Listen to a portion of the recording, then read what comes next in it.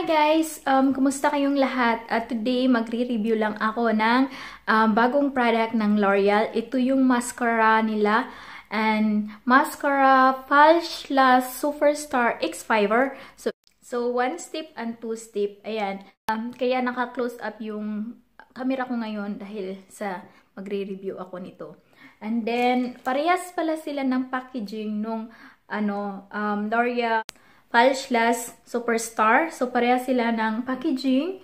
So, yung pinagkaiba lang is, ito is X5er. So, ayan. So, pareha sila. Meron ding one step and two step.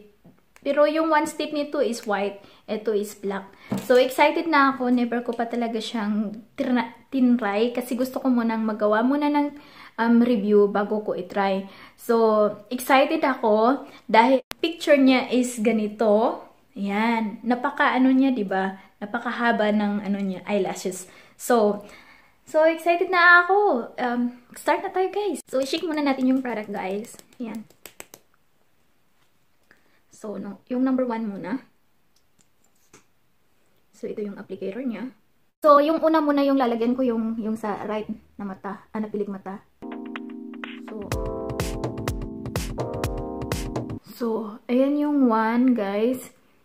Pero, yung number 1 pala, hindi ko maintindihan kasi yung eyelashes ko, naging siya, kung saan-saan sila pumupunta, nag-left, nag-right, so, ayan.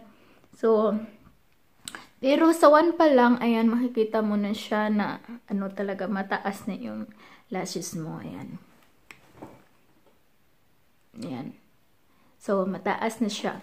So, continue tayo yung tunan yung gagamitin natin. So, ito.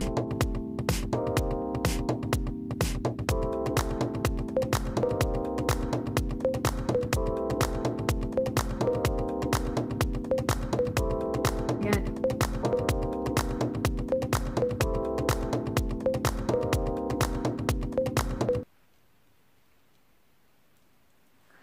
So, ayan na yung niya, guys, yung 2.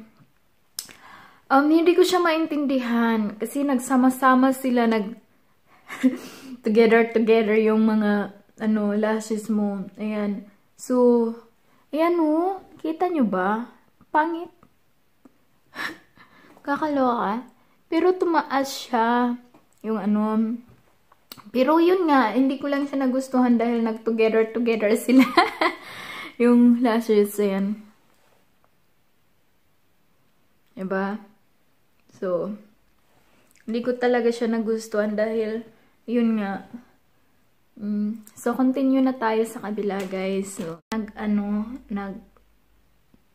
nag-iba-iba yung destination nila.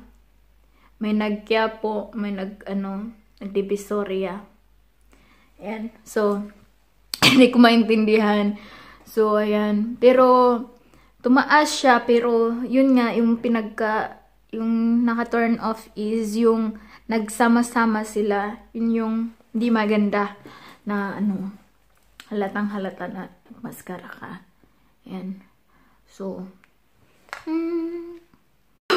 maglalagay ulit tayo sa ating baba ng mata. So, continue lang tayo.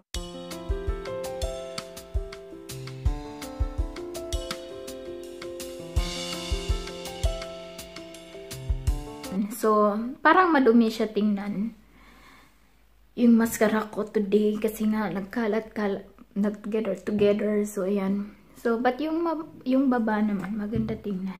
Ayun na, guys, yung review natin ng X5er L'Oreal new mascara. So, yan. So, thank you for watching, guys. And see you next time in my next review and video. Bye!